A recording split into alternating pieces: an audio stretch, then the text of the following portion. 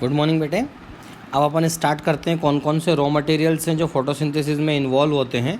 तो सबसे पहले अपन देखते हैं carbon dioxide as a raw material. सबसे पहले है कार्बन डाइऑक्साइड एज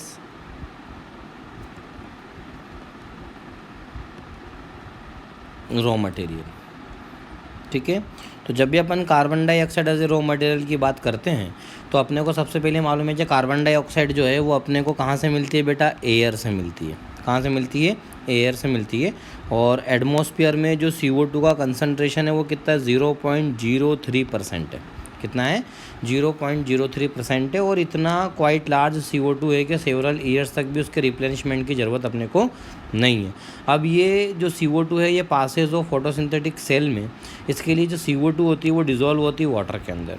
ठीक है, एक्वेटिक प्लांट जो होते हैं वो भी डिपेंड करते हैं डिज़ोल्व कार्बन डाइऑक्साइड पे जो पानी के अंदर प्रेजेंट होती है। तो ये जो CO2 है बेटा ये H2O के साथ कंबाइन होती है और H2O के साथ कंबाइन होके H2CO3 बनाती है और H2CO3 से H प्लस और HCO3 माइनस बनता है। ठीक है, तो इस टाइप से CO2 जो है वो एक रॉ मटेरियल है। ठीक है, अब अगर अपन देखते हैं कि ये तो बात करिए अपन ने किसकी, CO2 की। ऐसे ही होता है water as a raw material कि भाई वाटर भी एक रॉ मटेरियल है। ठीक है, तो वाटर भी एक रॉ मटेरियल है। तो सेकंड रॉ मटेरियल हो गया that is water as a raw material. Water as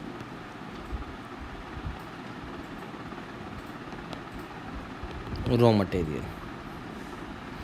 ठीक है, वाटर की अगर अपन बात करते हैं बेटा तो वाटर जो है सारे ऑर्गेनिजम्स में फोटोसिंथेटिक रॉ मटेरियल का काम करता है, केवल बैक्टीरिया में नहीं करता। ठीक है, जो CB नील ने बताया था। तो वाटर एक रॉ मटेरियल है सारे फोटोसिंथेटिक ऑर्गेनिजम्स के लिए एक्सेप्ट बैक्टीरिया। जो CB नील ने किया था कि भाई जो H2S बैक्टीरिया है उसको वाटर की ज़रूरत नहीं है। Red sulphur, green sulphur bacteria, purple sulphur bacteria जो होता है वो H2S की मदद से फोटोसिंथेसिस कर लेता है। तो अगर अपन बात करते हैं तो water as a raw material for all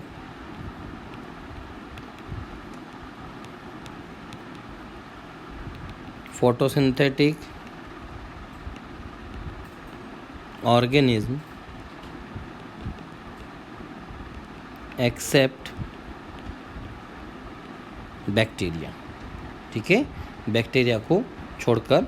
तो जो CB नील थे उन्होंने ये देखा था, CB नील कल भी बताया था मैंने।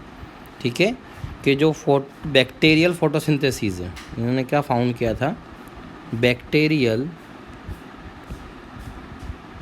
photosynthesis is anoxygenic. ये एनऑक्सीजेनिक होती है। और जो बैक्टीरिया फोटोसिंथेटिक बैक्टीरिया है वो यूज़ करता है ऑर्गेनिक एसिड या रेड्यूस्ड सल्फ़र को। तो जैसे अपन ने देखा था कल CO2 प्लस H2S। ठीक है, तो यहाँ से बनता है C6H12O6 plus 6H2O plus 6 sulphur. ठीक है, और इन्होंने कंक्लूड किया था कि फोटोसिंथेसिस एक रिडॉक्स प्रोसेस है जिसमें हाइड्रोजन ऑब्टेन होता है फ्रॉम वेरियस सोर्स। ठीक है, और यहाँ पे अगर अपन देखेंगे तो जो फोटोसिंथेटिक बैक्टीरिया है जैसे क्रोमेटियम विनोसम, जैसे कि एग्जांपल बता रहा हूँ मैं आपको फोटोसिंथेटिक बैक्टीरिया का। फोटोसिंथेटिक बैक्टीरिया कौन? क्रोमेटियम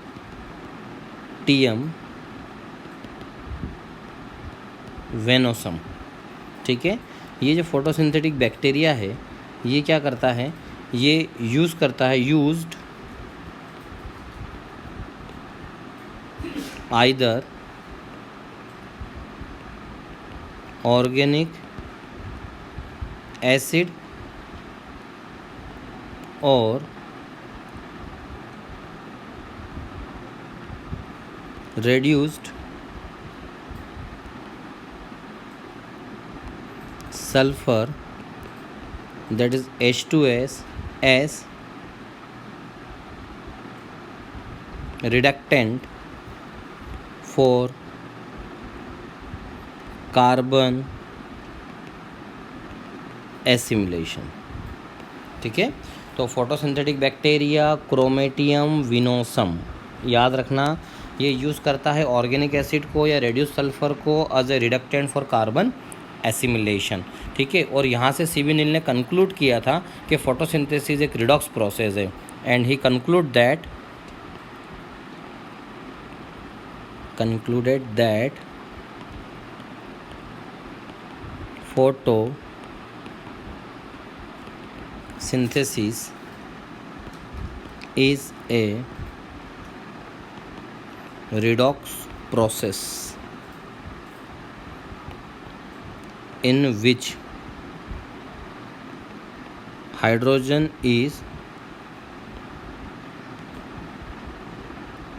obtained from वेरियस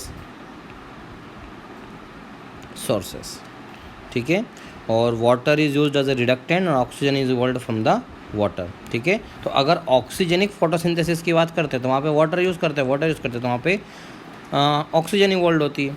तो इसका इसका एक्सपेरिमेंट किया था किसने? रॉबर्ट हिल ने। ठीक है, ये तो सीबी नील की बात होगी। रॉबर्ट हिल ने क्या किया था, इन्होंने आइसोलेट किया था क्लोरोप्लास्ट को स्टीलेरिया मीडिया के। रॉबर्ट हिल, इन्होंने क्या किया, आइसोलेटेड किया किसको? क्लोरोप्लास्ट ऑफ स्टीलेरिया मीडिया के।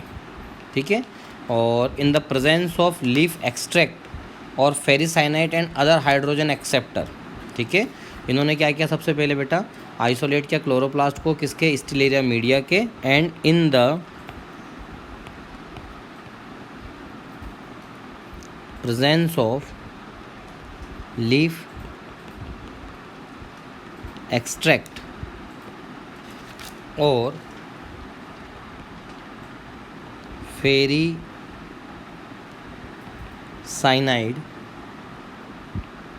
And other hydrogen acceptor.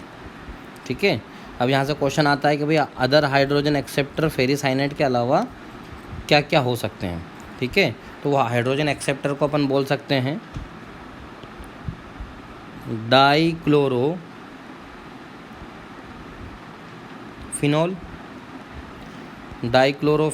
इंडोफिनॉल। ठीक है, benzoquinone,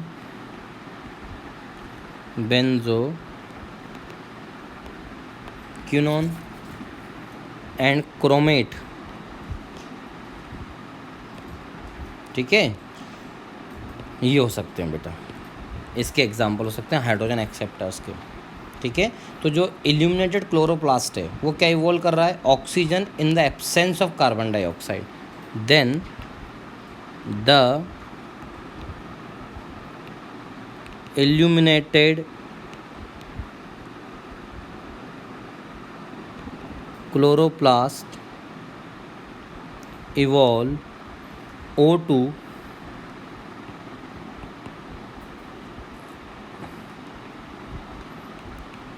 in the absence of CO2। ठीक है, CO2 की एब्सेंस में भी वहाँ पे ऑक्सीजन निकल रही थी। ठीक है, तो ये जो ऑक्सीजन निकल रही है CO2 की एब्सेंस में और प्रोडक्शन हो रहा है रिड्यूसिंग पावर का, इसी को बोलते हैं हिल रिएक्शन। इसी को क्या बोलते हैं? हिल रिएक्शन। तो इन्होंने क्या किया था, CO2 फ्री मीडियम लिया, उसके अंदर इन्होंने क्लोरोप्लास्ट लिए, क्लोरोप्लास्ट को सनलाइट के अंदर रखा, तो भी इन्होंने देखा कि वहाँ से क्या हो रहा है, ऑक्सीजन का इवोल्यूशन हो रहा है। तो ये एक्सपेरिमेंट किया था रॉबर्ट हिल ने। इन्होंने क्या किया, एक बेटा बीकर लिया ऐसे इस टाइप से, और इस बीकर को उन्होंने इस टाइप से फिल कर दिया और इसके अंदर क्लोरोप्लास्ट डाल दिए उन्होंने बहुत सारे, ठीक है, बहुत सारे क्या डाल दिए, क्लोरोप्लास्ट, ठीक है। और उसके अंदर फिर इन्होंने CO2 फ्री मीडियम लिया, स्टीलेरिया मीडिया के क्लोरोप्लास्ट हैं सब, ये किसके हैं, स्टीलेरिया मीडिया के। और यहाँ पे क्या लिया इन्होंने, CO2 free medium, CO2 free medium लिया, ये क्या हो गए, क्लोरोप्लास्ट, ठीक है। तो यहाँ पे क्या निकलने लगे, ये गैस बबल, क्लोरोप्लास्ट से क्या निकल रहे हैं, गैस बबल्स। और इन्होंने किए क्या है, हिल ऑक्सीडेंट, हिल ऑक्सीडेंट जो उसने यूज़ किए थे। तो यहाँ से क्या निकलने लगा बेटा, यहाँ से O2 गैस निकलने लगी जब इन्होंने क्या सप्लाई करी, लाइट, ठीक है, लाइट देने पे। तो इन्होंने देखा कि यार CO2 नहीं है, फिर भी वहाँ से क्या निकल रही है, ऑक्सीजन गैस निकल रही है। क्या निकल रही है, ऑक्सीजन गैस निकल रही है। तो इन्होंने क्या किया, जैसे इन्होंने क्या लिया, आयरन, जैसे फेरिस साइनाइड है ना, तो फेरस आयरन लिया इन्होंने, ठीक है, फेरस फेरिक आप जानते हैं, फेरिक फॉर्म में लिया इन्होंने। और यहाँ पे 2 मॉलिक्यूल वाटर के लिए, तो इन्होंने क्या देखा, 4 मॉलिक्यूल Fe2O प्लस फेरस के बन गए बेटा, साथ में यहाँ से ऑक्सीजन निकल गई और साथ में यहाँ पे क्या रिलीज़ हो जा रहा है, हाइड्रोजन आयन निकल, ठीक है। तो ये जो ऑक्सीजन यहाँ पे इवॉल्व हुई है, ये जो ऑक्सीजन यहाँ पे इवॉल्व हुई है, तो अपन बोल सकते हैं कि जो इवोल्यूशन है ऑक्सीजन का, that is evolution of oxygen, ठीक है। ये जो इवोल्यूशन हुआ ऑक्सीजन का इन the absence of CO2, in the absence of CO2। यहाँ देखो मीडियम के अंदर CO2 नहीं है बेटा, उसके बाद में यहाँ से क्या निकल रहा है, ऑक्सीजन निकल रहा है। तो ऑक्सीजन रिलीज़ हो जा रही है, CO2 यहाँ पे है नहीं, ठीक है, ऑक्सीजन रिलीज़ हो जा रही है, CO2 यहाँ पे है नहीं। तो evolution of O2 in the absence of CO2, और साथ में क्या हो रहा है, and production of reducing power, और यहाँ पे रेड्यूसिंग पावर का प्रोडक्शन हो जा रहा है NADPH2, ठीक है, और ATP, इसी को बोलते हैं, इज कॉल्ड हिल रिएक्शन, ये कहलाती है हिल रिएक्शन, ठीक है, इसी को बोलते हैं हिल रिएक्शन, ठीक है। यहाँ पे रिएजेंट यूज़ किया गया हिल रिएक्शन को लैब के अंदर परफॉर्म करने के लिए, जो हाइड्रोजन आयन को एक्सेप्ट कर ले, तो उसको बोलते हैं हिल ऑक्सीडेंट। हिल ऑक्सीडेंट का मतलब ये होता है बेटा कि जब हिल रिएक्शन को लैब के अंदर परफॉर्म करते हैं तो जो हाइड्रोजन आयन निकलेंगे उनको वो एक्सेप्ट कर ले, ऐसे कंपोनेंट को, क्या सब्सटेंस को अपन क्या बोलते हैं, हिल ऑक्सीडेंट। क्या बोलते हैं, हिल ऑक्सीडेंट। समझ में आया बेटे। तो इस टाइप से रॉबर्ट हिल ने अपनी जो रिएक्शन थी उसको कंफर्म किया और उन्होंने बताया कि CO2 नहीं भी है तो भी यहाँ पे ऑक्सीजन क्या होती है, इवॉल्व होती है। फिर आगे इसी में 3 साइंटिस्ट, एक साइंटिस्ट था main, that is Rubin et al, Ruben et al. बेटा जो एटल लगता है it means it's a group of scientist, ठीक है, जिसमें रूबेन उनका लीडर था। जब भी कहीं पे आप एटल लगा हुआ देखें it means it's a group of scientist जिसमें उनका जो लीडर था दैट इज़ रूबेन, ठीक है। तो रूबेन ने भी क्या किया या उनकी टीम ने क्या किया, क्लोरेला का एक सस्पेंशन बनाया, ठीक है, और क्लोरेला का जो सस्पेंशन बनाया वो वाटर के अंदर बनाया। वाटर के अंदर जो ऑक्सीजन थी वो उन्होंने हेवी आइसोटॉप लिया ऑक्सीजन का। क्या लिया, वाटर के अंदर जो ऑक्सीजन थी उस ऑक्सीजन को उन्होंने हेवी आइसोटॉप लिया, और when the suspended were eliminated, जब उसको देखा गया या जब उसके ऊपर लाइट को डाला गया, ठीक है, तो गैस वहाँ पे इवॉल्व हुई और वो गैस थी ऑक्सीजन। बट यहाँ पे जो ऑक्सीजन इवॉल्व हुई वो रेडियो एक्टिव इवॉल्व हुई। इट मीन्स जो ऑक्सीजन रिलीज हो रही है वो किससे हो रही है, वाटर से रिलीज हो रही है। When the suspension was eliminated with the evolved oxygen was found to be O18। ये क्लियरली बता रहा है कि जो फोटोसिंथेसिस के अंदर ऑक्सीजन है वो CO2 से नहीं आ रही है, वो ऑक्सीजन किससे आ रही है? वाटर से ही निकल कर आ रही है। मतलब जब फोटोसिंथेसिस होगी बेटे तो उसके अंदर जो ऑक्सीजन रिलीज होगी वो ऑक्सीजन वाटर वाली ही ऑक्सीजन है। इसका कन्फर्मेटरी टेस्ट किसने लगा दिया? रूबिन ईटल ने। इसके पहले हिल ने ये बोला था कि ऑक्सीजन CO2 फ्री मीडियम में भी ऑक्सीजन रिलीज हो रही है, कहाँ से आ रही है ये नहीं बताया, लेकिन रूबिन ईटल ने उस चीज़ का कन्फर्मेटरी टेस्ट लगा दिया। ठीक है, तो अपन बोल सकते हैं कि जो रूबिन ईटल है इन्होंने क्या किया? Prepared A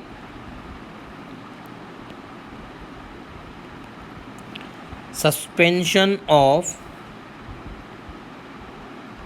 chlorella in water having heavy isotope of oxygen, that is O18. ठीक है, and when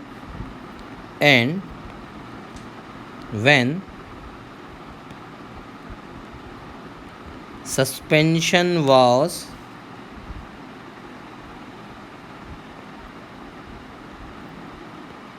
illuminated, the evolved oxygen was found to be O18. ठीक है, जो क्लियरली ये बता रहा है कि जो ऑक्सीजन रिलीज हुई है वो वाटर से रिलीज हुई है। ठीक है, फोटोसिंथेसिस के समय ऑक्सीजन का जो सोर्स है वो वाटर है, तो इन्होंने क्या किया? 6CO2 लिया प्लस 12H2O, लेकिन ऑक्सीजन कैसी? हेवी आइसोटॉप, और साथ में क्या है बेटा? क्लोरोफिल, सनलाइट, ठीक है, और एंजाइम्स। ठीक, तो यहाँ पे क्या बना? C6H12O6 plus 6H2O plus 6O2, लेकिन कौन सी वाली? O18 वाली। ठीक है, तो ये यहाँ से समझ में आया कि यार ऑक्सीजन जो इवॉल्व हो रही है वो बेसिकली वाटर से हो रही है। कहाँ से हो रही है? वाटर से हो रही है। इसके लिए एक डेमोन्स्ट्रेशन भी किया हिल ने, हिल रिएक्शन का। उन्होंने पालक की पत्ती ली, पालक की पत्तियों में से उन्होंने क्या किया? उसको अच्छे से धो लिया। ठीक है, मैं आपको सारी चीज़ में, उन्होंने पालक की पत्ती ली, क्या क्या इसके अंदर है, तो डेमोन्स्ट्रेशन ऑफ हिल रिएक्शन जो रॉबर्ट हिल ने दिया। कभी कभार इस पर क्वेश्चन आ जाता है, इसलिए बता रहा हूँ, NCERT में हल्का सा दिया हुआ है इसका। Demonstration of hill reaction. ठीक है, हिल रिएक्शन रॉबर्ट हिल ने जो बोला था उसका डेमोन्स्ट्रेशन की अगर अपन बात करते हैं तो अपने को यहाँ पे क्या लगेगा? फ्रेश स्पेनिश पालक जो होता है बेटा उसकी पत्तियाँ ले लें अपन, लीफ, फिर साथ में 0.25 मोलार सुक्रोज सॉल्यूशन ले लें, सुक्रोज सॉल्यूशन ले लें, एक मिक्सर ले लें, दैट इज़ होमोजेनाइज़र बोलते हैं। ठीक है, जिसके अंदर अपन इसको घुमाएंगे। ठीक है, तो होमोजेनाइजेशन विथ कूलिंग डिवाइस। तीसरा होमोजेनाइज़र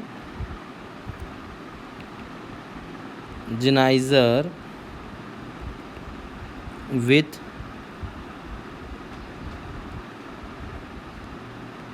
कूलिंग डिवाइस।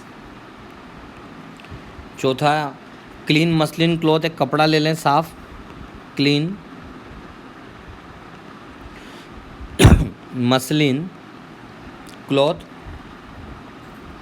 फनल, झब्बी टाइप का छानने का, ट्यूब, देन सेंट्रीफ्यूग मशीन जिसमें घुमाएंगे, सेंट्रीफ्यूग मशीन, देन ड्रॉपर, फिर ड्रॉपर ले लें, और solution of dichlorophenol indophenol, solution of डाइक्लोरोफिनॉल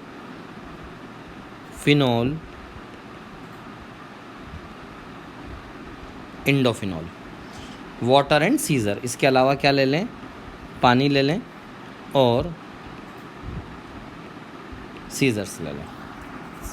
ठीक है, तो इतनी चीज़ें रॉबर्ट हिल जो जो एक्सपेरिमेंट है उसके लिए अपन ले लें। सबसे पहले हम क्या करें कि जो पालक की केवल आप सुन लें, ये उतने में काम हो जाएगा। जो पालक की पत्तियां हैं उनको पहले साफ़ धो लें, ठीक है, वॉश कर लें फ्रेश स्पेनिश की लीफ को, और सीज़र की मदद से उसको वेनलेस कर दें, केवल लीफ वाला पार्ट रखें और जो वेन है वो हटा दें। उसके बाद उसको 0.25 ml सुक्रोज सॉल्यूशन में रख दें होमोजेनाइज़र में। होमोजेनाइज़र को ऑन करें और 5 मिनट तक उसके पार्ट जो है वो सस्पेंशन में कन्वर्ट हो जाएंगे, मतलब मिक्सर में घुमा दें सिंपल सा। फिर जो फ़िल्टर निकला उसको कपड़े से छान लें। छानने के बाद में उसको 20 मिनट तक सेंट्रीफ्यूज़ करें। सेंट्रीफ्यूज़ का मतलब होता है कि मशीन के अंदर रख के उसको तेज़ स्पीड से घुमाना, ठीक है, 360 राउंड्स पर मिनट के हिसाब से घुमाना। तो जो सुपर नेटेंट है वो ऊपर ऊपर आ जाएगा, पानी पानी, जिस टाइप से बेटा मक्खन ऊपर आ जाता है और पानी अलग हो जाता है, वैसे ही जो सुपर नेटेंट का मतलब होता है पानी वो अलग हो जाएगा, उसको बाहर कर दें।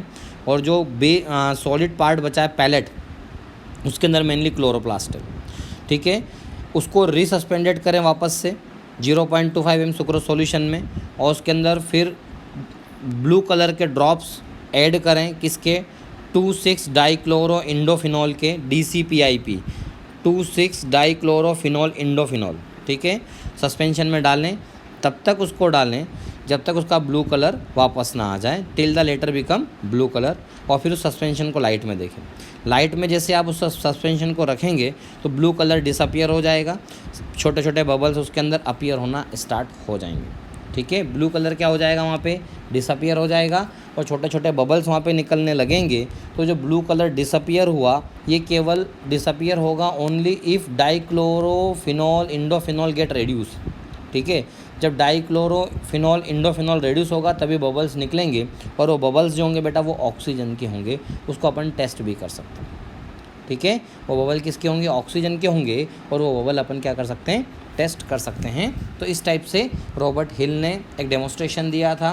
पालक की पत्ती ली, उसको उसने साफ़ किया, उसकी वेंस को निकाल दिया, फिर लीफ जो थी उसको उसने 0.25 ml सॉल्यूशन में डाला, मिक्सर में घुमाया, उसको छाना, छानने के बाद उसको साइंटिफिक मशीन में रखा, जो सुपर नेटेंट है उसको हटा दिया, जो पैलेट था उसके अंदर सुक्रोज था उसको रीसस्पेंडेड किया 0.25 सुक्रोज सॉल्यूशन में, फिर उसके अंदर ब्लू कलर की डाई मिलाई उसने 2,6 डाइक्लोरोफिनॉल इंडोफिनॉल, जब तक पूरा सॉल्यूशन वापस से कैसा नहीं हो गया, ब्लू कलर। फिर उसको लाइट में रखा तो धीरे धीरे ब्लू कलर गायब होने लगा, क्योंकि वहाँ पर ऑक्सीजन जो है वो इवॉल्व होने लगी। ये किसका एक्सपेरिमेंट था बेटा, ये हिल रिएक्शन का डेमोन्स्ट्रेशन दिया था। इसका डेमोन्स्ट्रेशन था हिल रिएक्शन का। इसके बाद अगला कंपोनेंट तीसरा जो रिक्वायर्ड होता है बेटे, that is light.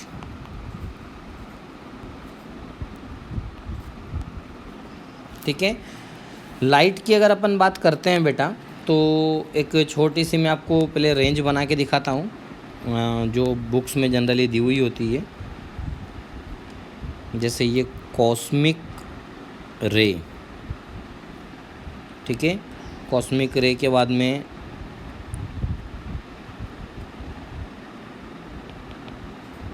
X ray, X ray के बाद में यूवी, यूवी के बाद ये लाइट, लाइट के बाद इंफ्रारेड, इंफ्रारेड के बाद माइक्रोवेव,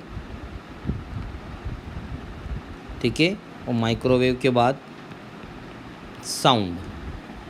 तो साउंड के यहाँ पे 10 के पावर 4 से लेकर 10 के पावर 6, माइक्रोवेव या रेडियो वेव 1 से लेकर 10 की पावर 2, इंफ्रारेड की अगर अपन बात करेंगे 10 की पावर -2, लाइट की बात करेंगे 10 की पावर -4, यूवी की बात करेंगे 10 की पावर -6, एक्सरे की बात करेंगे तो 10 की पावर -8 और 10 की पावर -10, और कॉस्मिक रे की बात करेंगे तो 10 की पावर -15 और 10 की पावर -12, ठीक है, ये कॉस्मिक रे।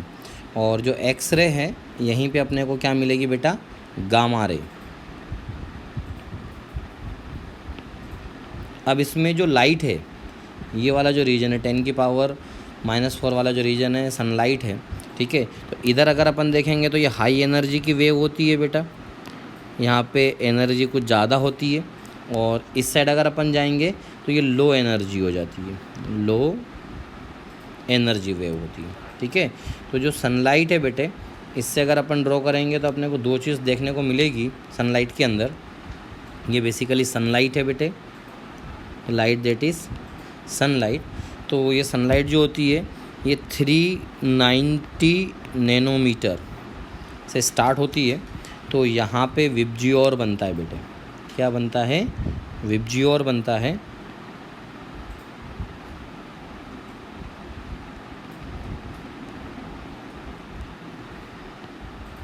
ठीक है, तो विबजियोर के अंदर वॉयलेट होता है, वॉयलेट के बाद इंडिगो, ठीक है, इंडिगो के बाद ब्लू, ब्लू के बाद ग्रीन, ग्रीन के बाद येलो, येलो के बाद ऑरेंज, ऑरेंज के बाद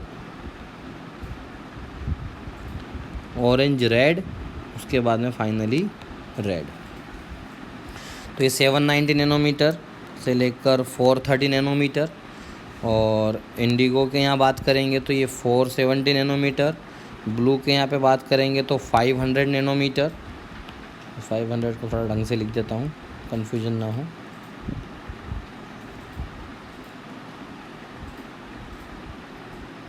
ये 500 नैनोमीटर, और ये 500 से 580 से ये 600, और ये 650, ये 660, और ये 760 नैनोमीटर। ठीक है, ये सनलाइट वाला इतना पोर्शन अपन ने निकाल के अलग बात की है। कितना ये जो लाइट अपन बोल रहे हैं ना, इसकी अपन ने बात की है। ये जो बनाया ना अपन ने, ये सनलाइट का बनाया है पूरा का पूरा। ये जो आप देख रहे हैं ना, ये पूरा का पूरा सनलाइट के अंदर ये रेंज अपने को देखने को मिलती है। ठीक है, ये स्पेक्ट्रम है। ठीक है, electromagnetic spectrum, solar radiation and light spectrum की अपन बात कर रहे हैं। ठीक है, अपने को ये मालूम है कि बेसिकली लाइट होती क्या है। लाइट एक विजिबल पार्ट है इलेक्ट्रोमैग्नेटिक स्पेक्ट्रम का। ये बात कही थी किसने? मैक्सवेल ने। मैक्सवेल ने ये बोला था कि जो लाइट है वो विजिबल पार्ट जो हम देख पा रहे हैं किसका? इलेक्ट्रोमैग्नेटिक स्पेक्ट्रम का। तो अपन बोल सकते हैं लाइट इज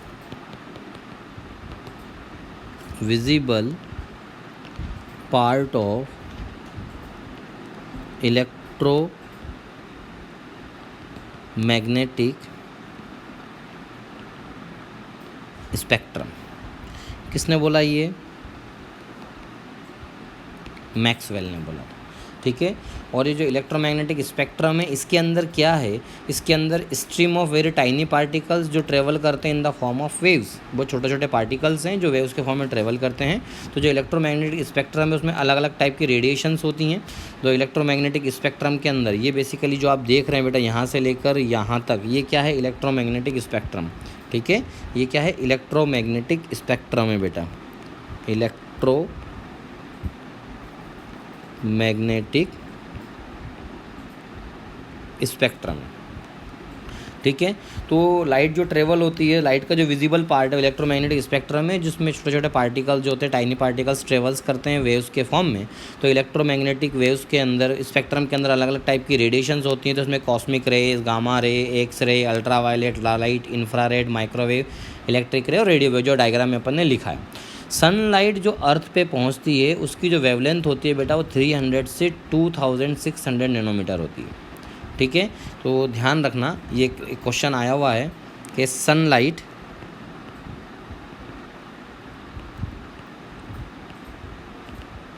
रीचिंग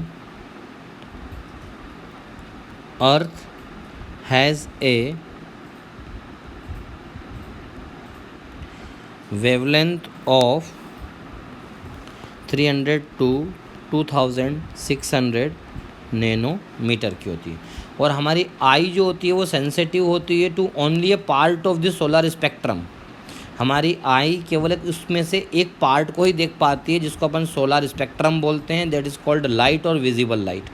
हम पूरी लाइट सारी वेव्स नहीं देख सकते, हम जो वेव्स को देख सकते हैं उसी को बेटा सोलर स्पेक्ट्रम बोलते हैं या लाइट या विजिबल लाइट बोलते हैं। जो विजिबल लाइट है, ठीक है, ध्यान रखना, जो विजिबल लाइट है, इस विजिबल लाइट की जो वेवलेंथ होती है वो 390 नैनोमीटर से 760 नैनोमीटर होती है, ठीक है।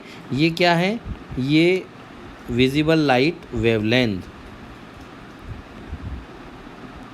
ये विजिबल लाइट की वेवलेंथ है, ठीक है। और जो सनलाइट होती है बेटा, उस सनलाइट के अंदर दो चीज़ होती है, उसमें अल्ट्रावायलेट भी होती है और इंफ्रारेड भी होती है। अगर आप लाइट देखेंगे तो लाइट के एक साइड में अल्ट्रावायलेट है और एक साइड में इंफ्रारेड है।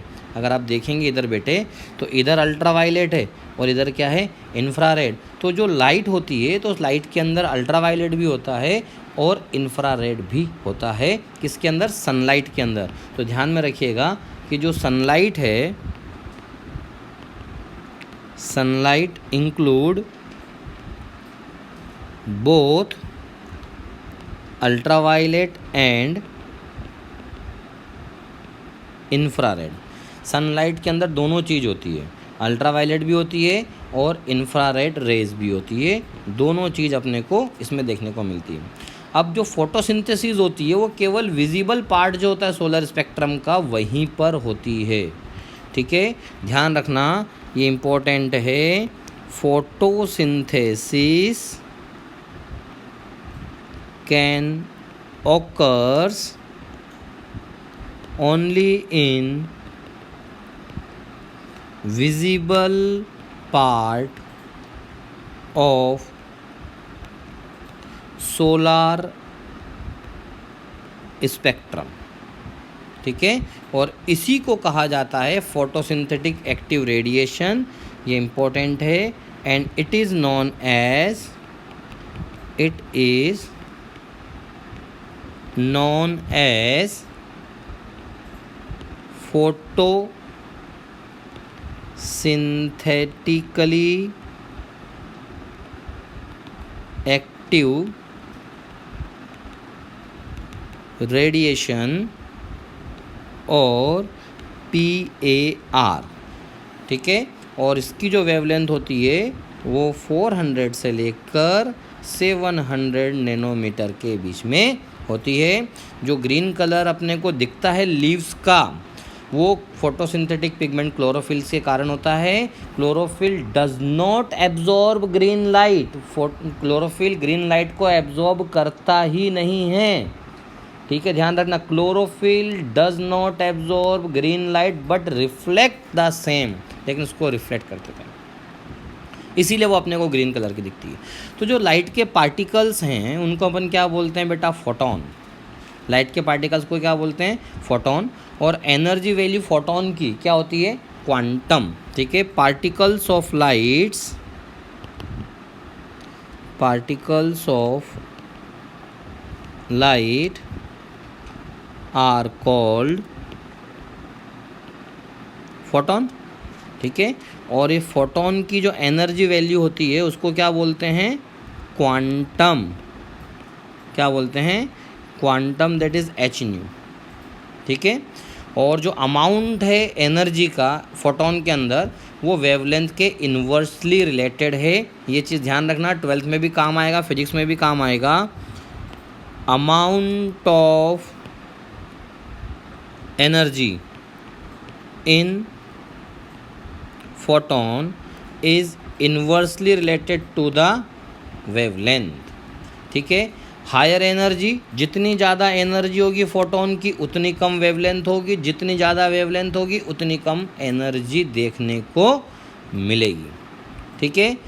ये इम्पोर्टेंट है, ये वाला स्टेटमेंट बेटा ध्यान रखना, बहुत जगह पे काम आएगा कि जो एनर्जी होती है, amount of energy in photon that is inversely proportional to the wavelength, wavelength that is lambda. Wavelength को डिनोट किससे करते हैं बेटा, लेमडा से डिनोट करते हैं, ठीक है।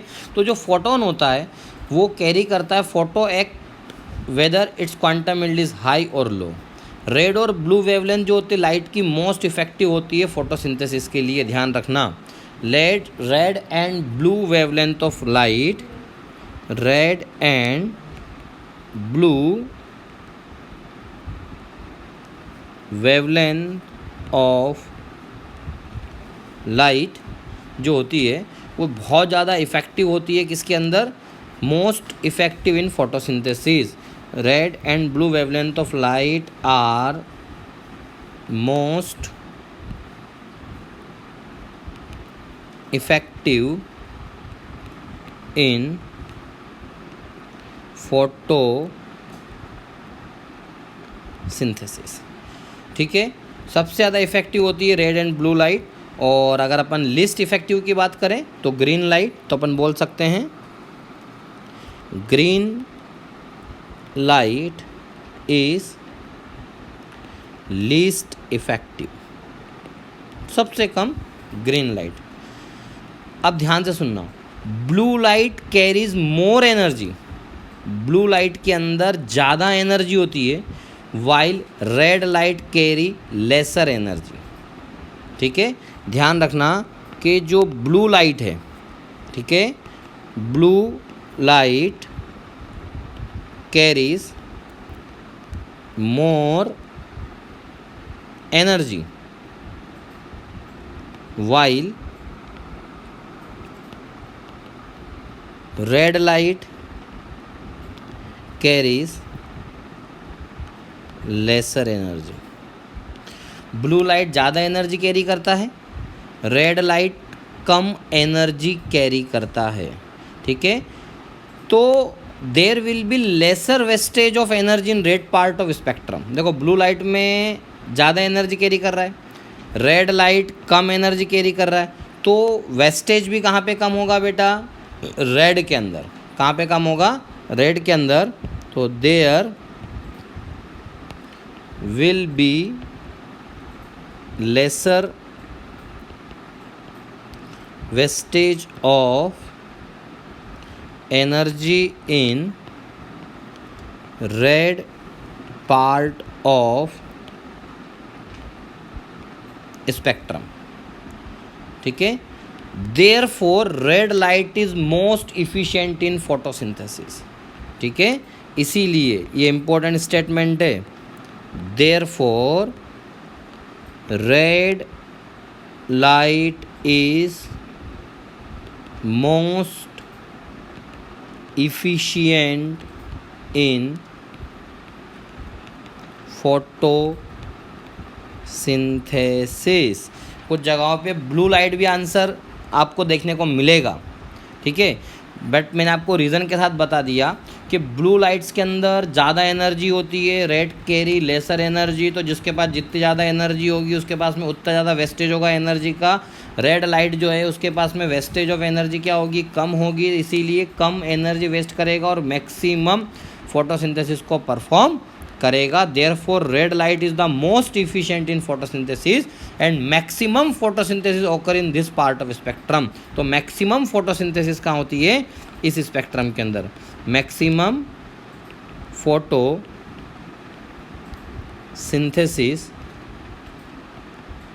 occurs in this part of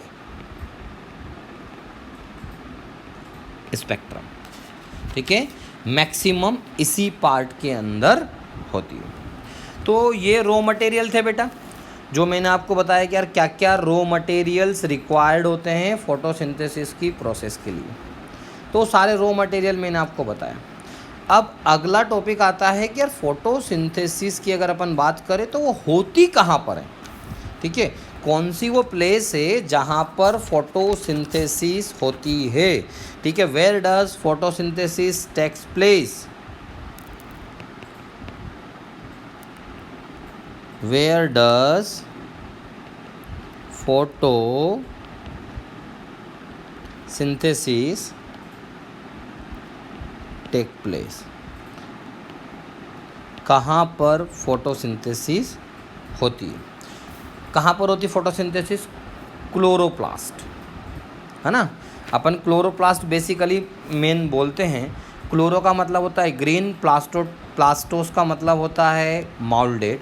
तो green chlorophyll containing plastid of the plant cell, ठीक है।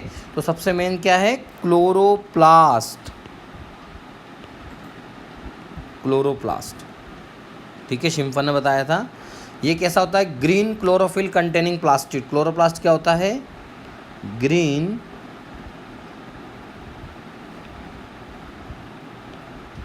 Chlorophyll containing plastid of plant cells, ठीक है, एंड सम प्रोटिस्ट, ठीक है। और प्रोटिस्ट के अंदर कौन आता है, यूग्लिना, जो स्पेशलाइज्ड फोटोसिंथेसिस को परफॉर्म करता है। क्लोरोप्लास्ट को सबसे पहले ऑब्जर्व किया था एन ग्रू ने। Chloroplast was first observe by N Grew, ठीक है। बट इसकी स्टडी किसने की थी, डुट्रोचेस्ट ने। बट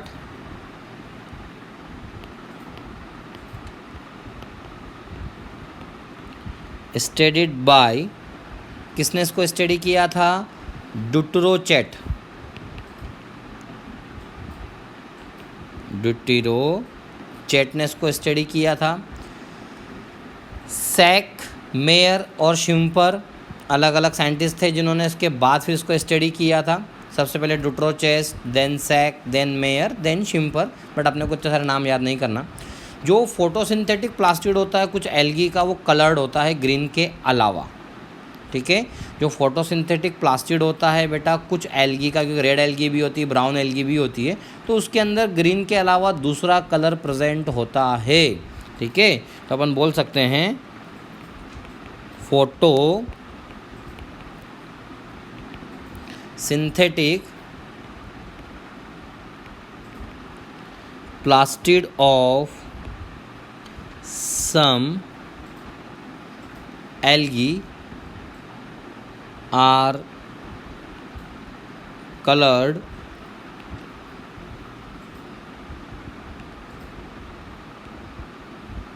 other than green, ठीक है। ग्रीन के अलावा दूसरा कलर होता है, और तो इसके लिए अपन टर्म यूज़ करते हैं क्रोमेटोफोर। तो the term chromatophore is use for them. तो इसके लिए क्या टर्म यूज़ करते हैं, the term chromatophore is used for them. कौन सा टर्म यूज़ करते हैं, क्रोमेटोफोर, ठीक है। और कुछ एल्गल क्रोमेटोफोर होते हैं जिनके स्पेसिफिक नाम होते हैं, रोडोप्लास्ट रेड एल्गी के लिए, फियोफ्लास्ट ब्राउन एल्गी के लिए, ठीक है। तो इसके अंदर ध्यान में रखना, रोडोप्लास्ट, रोडो वर्ड कहीं भी आ जाए बेटा तो रेड एल्गी, और फियो अगर आ जाए, फियोप्लास्ट, तो ये बेटे ब्राउन एल्गी, और क्लोरो आ जाए तो ग्रीन एल्गी, ठीक है। क्लोरोप्लास्ट की अगर अपन बात करते हैं बेटा, तो क्लोरोप्लास्ट के आसपास डबल मेम्ब्रेन एनवेलप होता है। ध्यान में रखना, माइटोकॉन्ड्रिया, क्लोरोप्लास्ट, न्यूक्लियस या प्लास्टिड जो है, इनके आसपास डबल मेम्ब्रेन एनवेलप देखने को मिलता है। मतलब ये ऐसे सेल ऑर्गेनल हैं कि इनके अंदर भी सेल ऑर्गेनल होता है, राइबोसोम, ठीक है। ये डबल मेम्ब्रेन सेल ऑर्गेनल होते हैं, इनकी मेम्ब्रेन जो होती है उस पर डबल मेम्ब्रेन पाई जाती है। तो अपन बोल सकते हैं क्लोरोप्लास्ट जो होते हैं is surrounded by double membrane, ठीक है। क्लोरोप्लास्ट जो होते हैं उनके आसपास अपने को डबल मेम्ब्रेन एनवेलप देखने को मिलता है। डबल मेम्ब्रेन बोलें या एनवेलप बोलें। इसके इंटरनल स्ट्रक्चर में क्लोरोप्लास्ट के स्ट्रक्चर में क्या होता है, 10th क्लास में आपने स्ट्रक्चर बनाया होगा, 9th क्लास के अंदर जैसे क्लोरोप्लास्ट है बेटा तो डबल मेम्ब्रेन हो गई, इसके अंदर आपने ग्रेनम, थाइलाकॉइड इस टाइप से स्ट्रक्चर बनाया होगा बेटा आपने, ठीक है। और उसके बाद में आपने इसमें फ्रेट चैनल्स बनाए होंगे, ठीक है। इसके अंदर राइबोसोम बनाया होगा, खुद का RNA बनाया होगा, इस टाइप से आपने स्ट्रक्चर बनाया होगा, ठीक है। तो इसके अंदर इंटरनल स्ट्रक्चर में अपने को क्या मिलता है, मैट्रिक्स देखने को मिलता है, थाइलाकॉइड्स देखने को मिलता है, ठीक है। तो इसका जो इंटरनल स्ट्रक्चर है, internal structure consist of matrix, ठीक है। मैट्रिक्स को अपन स्ट्रोमा भी बोल सकते हैं, एंड और क्या होता है, थाइलाकॉइड्स, ये देखने को मिलते हैं। तो ये इंटरनल स्ट्रक्चर होता है किसका, क्लोरोप्लास्ट का। इसके अंदर अपने को मैट्रिक्स देखने को मिलेगा, थाइलाकॉइड देखने को मिलेगा।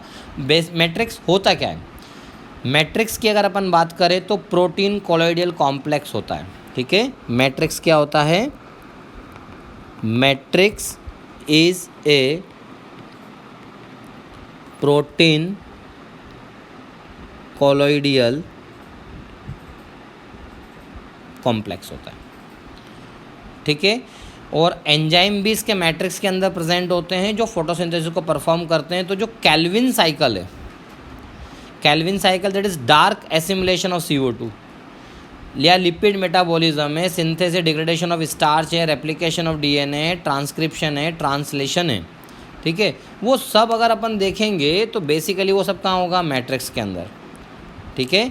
तो कैल्विन साइकिल हो गया, लिपिड मेटाबॉलिज्म, स्टार्च का डिग्रेडेशन हो गया, ठीक है, ये सब अपने को यहाँ देखने को मिलेंगे। तो यहाँ से एक आता है कि मोस्ट अबंडेंट प्रोटीन वो भी क्लोरोप्लास्ट के मैट्रिक्स के अंदर होता है, ये क्वेश्चन आया हुआ है, ठीक है, इम्पोर्टेंट है। Most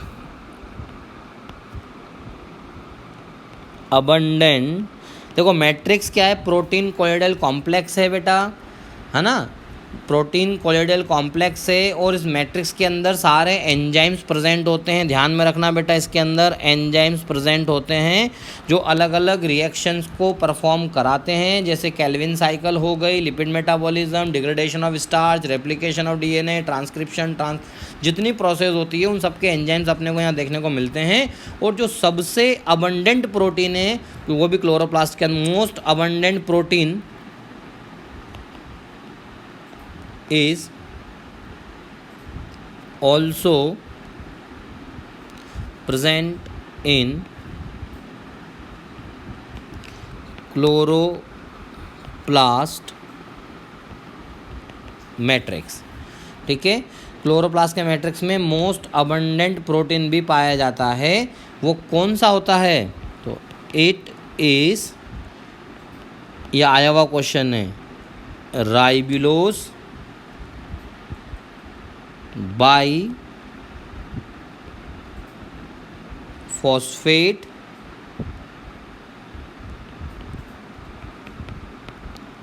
carboxylase that is RUBP, क्या बोलते हैं इसको, RUBP, या इसका नाम होता है RUDP, राइबुलोज बाईफॉस्फेट या राइबुलोज डाइफॉस्फेट कार्बोक्सिलेज, ठीक है, ये पाया जाता है। ये आया हुआ क्वेश्चन है नीट का, ध्यान में रखना, ठीक है। मोस्ट अबंडेंट प्रोटीन, सबसे ज़्यादा जो प्रोटीन है वो भी क्लोरोप्लास्ट के मैट्रिक्स में पाया जाता है, तो वो कौन सा है बेटा, RUBP या RUDP। इसके अलावा थाइलाकॉइड देखने को मिलता है। थाइलाकॉइड इसका स्ट्रक्चरल और फंक्शनल एलिमेंट होता है क्लोरोप्लास्ट का, ठीक है। क्लोरोप्लास्ट के अंदर जो वर्किंग एलिमेंट होता है तो वो क्या होता है बेटा, थाइलाकॉइड। तो thylakoids are structural and functional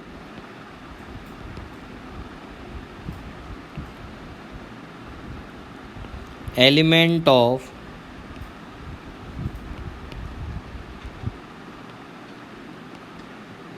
chloroplast, ठीक है। क्लोरोप्लास्ट का वो स्ट्रक्चरल और फंक्शनल एलिमेंट है जो मैट्रिक्स के अंदर होता है, ठीक है। और थाइलाकॉइड एक फ्लैट सैक होता है, ठीक है, और उसकी जो मेम्ब्रेन होती है उसके अंदर लाइट हार्वेस्टिंग एनर्जी होती है, specialise in light harvesting energy. और इंट्रा थाइलाकॉइड स्पेस को लोक्यूलस बोलते हैं, दिस इज थाइलाकॉइड, ठीक है। तो इसके बीच की जो स्पेस होगी उसको अपन क्या बोलेंगे, इंट्रालोक्यूलस स्पेस कहा जाता है बेटा इसको।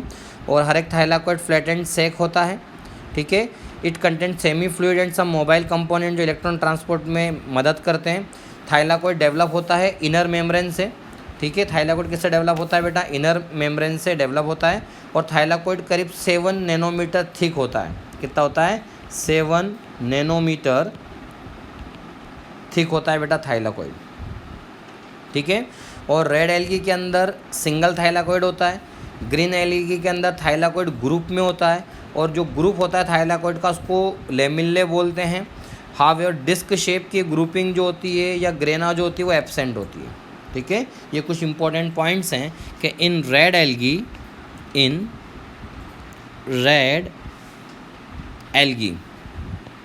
थाइलाकॉइड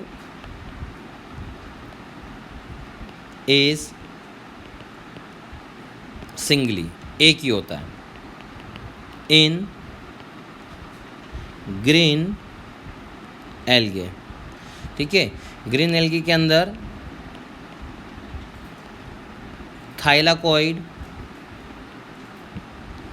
ऑकर्स इन ग्रुप, ठीक है, 2 से 20 का ग्रुप होता है। और ग्रुप थाइलाकॉइड्स को क्या बोलते हैं, and grouped thylakoid are called lamellae, ठीक है। डिस्क शेप ग्रुपिंग और ग्रेना एब्सेंट होता है, ठीक है। डिस्क शेप की ग्रुपिंग या ग्रेना एब्सेंट होता है। अलगल क्लोरोप्लास्ट को इसीलिए अपन क्या बोलते हैं, ए ग्रेनल क्लोरोप्लास्ट। इसमें इस टाइप के स्टॉक्स देखने को नहीं मिलते हैं, ग्रुपिंग देखने को नहीं मिलती है। So algal chloroplast is called a granal chloroplast. Important है, एल्गल क्लोरोप्लास्ट को क्या बोलते हैं, ए ग्रेनल क्लोरोप्लास्ट, इसको ए ग्रेनल क्लोरोप्लास्ट बोलते हैं, ठीक है। और जो C4 प्लांट होते हैं उनमें 2 टाइप के क्लोरोप्लास्ट होते हैं, ग्रेनल और ए ग्रेनल। ये भी इंपॉर्टेंट क्वेश्चन है। C4 प्लांट अपन पढ़ेंगे, C4 प्लांट क्या होते हैं, possess both A granal and granal chloroplast. जो मेज वीट आपने सुना होगा जिसमें क्रेंज एनाटोमी पाई जाती है, दे आर C4 प्लांट। तो C4 प्लांट के अंदर ग्रेनल और ए ग्रेनल दोनों टाइप के क्लोरोप्लास्ट देखने को मिलेंगे। वाइल C3 प्लांट ये केवल कैसा होगा, ग्रेनल क्लोरोप्लास्ट देखने को मिलेगा इसके अंदर। C3 के अंदर केवल ग्रेनल और C4 के अंदर ग्रेनल और ए ग्रेनल दोनों देखने को मिलेगा। ग्रेना क्या होता है, ये जो स्टॉक होता है बेटा थाइलाकॉइड्स का जो जमा हुआ होता है, इसको अपन क्या बोलते हैं, ग्रेना। क्या बोलते हैं, grana. Grana found in chloroplast, ठीक है। जो स्टॉक ऑफ थाइलाकॉइड्स होता है ना, उसको अपन क्या बोलते हैं बेटा, ग्रेना। और ये आपस में